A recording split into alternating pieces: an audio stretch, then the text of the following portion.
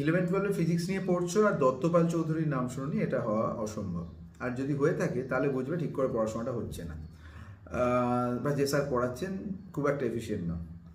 তো এই বইটা পড়তেই হবে, কারণ আমরাও পড়েছিলাম, এবং আমার পড়াশোনার ক্ষেত্রে ফিজিক্সের প্রতি ভালোবাসার মেন কারণ এই বইটাই ছিল।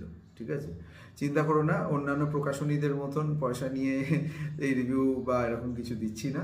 তবে বাকি অপদার্থদের মতন এরম বলবো না এই বইটা পড়লেই সমস্ত কিছু হয়ে যাবে, কিন্তু ভাবনা চিন্তা, কাজকর্ম এবং নিজের মনকে ফিজিক্সের প্রতি নিয়ে আসার জন্য 11-12 স্টুডেন্টের কাছে এই বইটা একটা মাইলস্টোন।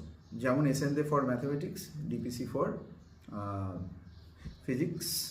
কেমিস্ট্রির জন্য আমি অতটাও মনের মতন ভালো কিছু বই খুঁজে পাইনি, কিন্তু এই বইটাকে সত্যিই তোমাদের করতে হবে। এক্সারসাইজগুলো আমিও সলভ করেছি, আমার কাছে সলিউশনগুলো রয়েছে, সেই সময় করেছিলাম, পরবর্তীকালে আরও করেছি। সো সেইগুলো যদি ইউজ করতে চাও আমার সঙ্গে যোগাযোগ করবে, অবশ্যই হেল্প করব সমস্ত দিক দিয়ে।